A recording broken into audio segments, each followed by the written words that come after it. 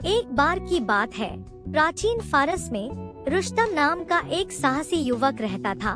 वह एक साधारण परिवार में पैदा हुआ था, लेकिन उसका दिल बहादुरी और दयालुता से भरा था।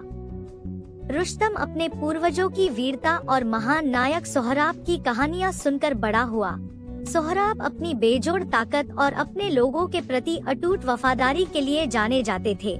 इन कहानियों से प्रेरित होकर रुस्तम ने सोहराब के नक्शेकदम पर चलने और खुद एक नायक बनने का सपना देखा।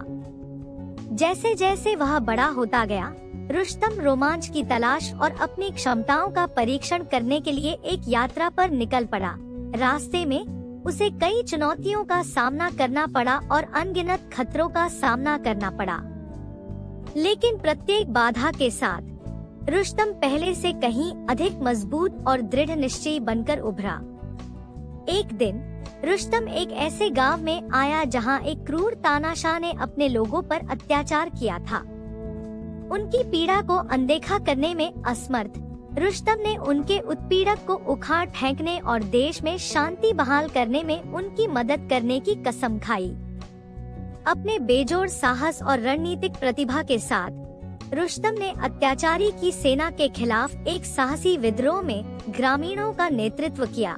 संख्या और पराजय से कम होने के बावजूद रुस्तम और उसके साथियों ने सोहराब की विरासत से प्रेरित होकर बहादुरी से लड़ाई लड़ी। युद्ध की गर्मी में रुस्तम ने खुद को अत्याचारी के चैंपियन के सामने पाया, जो एक क्रूर योद्धा था जो अपनी क्रूरता के लिए जाना जाता था।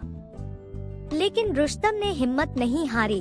अपने दृढ़ विश्वास की ताकत और सोहराब की बहादुरी की याद के साथ उसने चैंपियन को हराया और अत्याचारी के आतंक के शासन को समाप्त कर दिया। ग्रामीणों ने रुस्तम की निस्वार्थ वीरता के लिए आभार व्यक्त किया। उन्होंने उसे अपना उद्धारकर्ता और सोहराब का सच्चा वंशज बताया। लेकिन रुस्तम विनम्र रहा, यह जानते हुए कि सबसे बड़ा इनाम यह जानना था कि उसने दूसरों के जीवन में बदलाव किया है। उस दिन से रुस्तम का नाम साहस और धार्मिकता का पर्याय बन गया। उनकी कहानी दूर दूर तक फैली, जिसने भावी पीढ़ियों को सही के लिए खड़े होने और विपरीत परिस्थितियों में कभी भी उम्मीद न खोने की प्रेरणा दी। और भले ही वह सोहराब के महान कार्यों की ऊंचाइयों तक कभी नहीं पहुंच पाए, लेकिन रुस्तम की विरासत करुणा और बहादुरी की शक्ति के एक चमकदार उदाहरण के रूप में जीवित रही।